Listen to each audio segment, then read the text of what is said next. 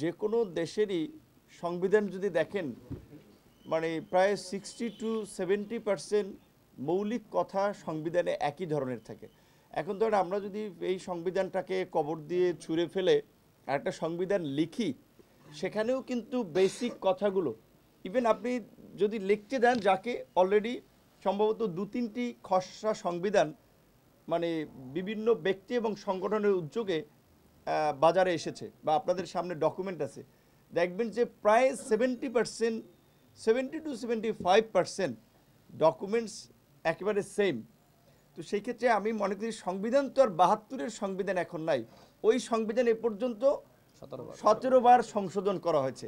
কাজে এটা 72-এর সংবিধান কিংবা 84-র সংবিধান, 91-এর সংবিধান, 11-র সংবিধান এইভাবে বোধহয় বলার সুযোগ নাই।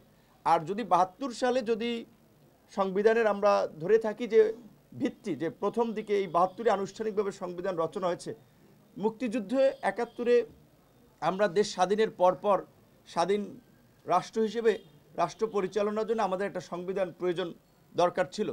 সেক্ষেত্রে সেই মুক্তিযুদ্ধের পরের সংবিধানকে তো আমরা অস্বীকার করতে পারবো না, মুক্তিযুদ্ধকে তো আমরা অস্বীকার করতে পারবো না। একটা জাতি জীবনে একবারই স্বাধীন হয়, 71-কে অস্বীকার করার কোনো উপায় নেই। আর 24 কিংবা 18 কিংবা 90 এর সাথে কিন্তু 71-এর তুলনা হয় না। 71-এ আমাদের জন্ম হয়েছে, পরবর্তী ধাপগুলো আমাদের বিকাশের পথ।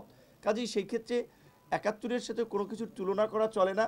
সংবিধানের সংশোধনের বেশ কিছু প্রয়োজনীয়তা আমরা উপলব্ধি করেছি, রাজনৈতিক দলগুলো আলাপ আলোচনা করে তাদের মতামত সংবিধান সংস্কার কমিটির কাছে দিয়েছে।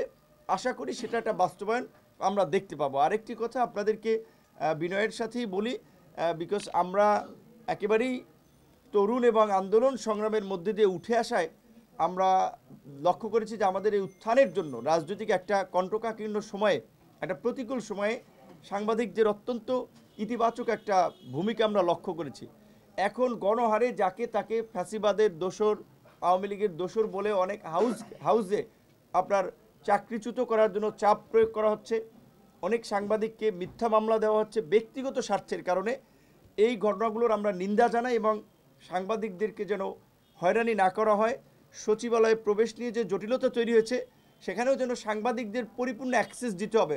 ফোর্থ স্টেট হিসেবে এখন গণমাধ্যমকে পরিপূর্ণ বিকাশ হতে হবে এবং স্বাধীন সাংবাদিকতা একটা নতুন পথ রচনা করতে হবে। সেই ক্ষেত্রে গণ অধিকার পরিষদ তাদেরকে সব ধরনের সহযোগিতা করবে। এবং যেহেতু গণ অধিকার পরিষদ, যার সংক্ষিপ্ত নাম জিওপি, একটি নিবন্ধিত রাজনৈতিক দল, কাজেই আমরা আপনাদের প্রতি অনুরোধ করব যে আপনারা পত্রিকায় অনেকে এতদিন যদি লিখছে যে মাঝে মাঝে, সবাই না, 2-1 জনে এক অংশ বা এরকম একটা লিখছে, এরকম না লেখাটার অনুরোধ করব। এবং একই সাথে আমাদের বিশেষ করে নিবন্ধিত একটা নাম, একই নামে কিন্তু একাধিক দল নিবন্ধিত না, একটা দলই নিবন্ধিত হয়। এবং আমাদের সহযোদ্ধা 2018 সালে তার অনেক অবদান রয়েছে।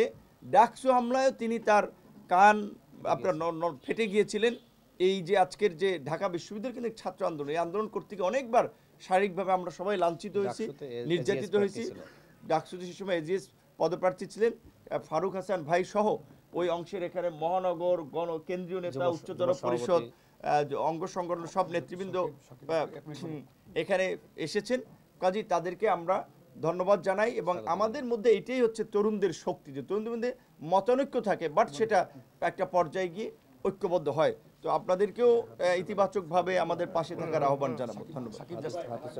আচ্ছা, একটা প্রশ্নের উত্তর আমরা আমাদের সাকিব ভাই দেবে। আচ্ছা, ওই আমাদের এই প্রক্রিয়ার সাথে অন্যতম দুজন ব্যক্তি যারা গুরুত্বপূর্ণ ভূমিকা পালন করেছেন তাদেরকে ধন্যবাদ জানাতে, একজন আমাদের উচ্চতর পরিষদের সদস্য আরিফ তালুকদার এই অংশের, এবং আরেকজন ওই অংশের উচ্চতর পরিষদের সদস্য এবং কেন্দ্রীয় নেতা সাকিব ভাই।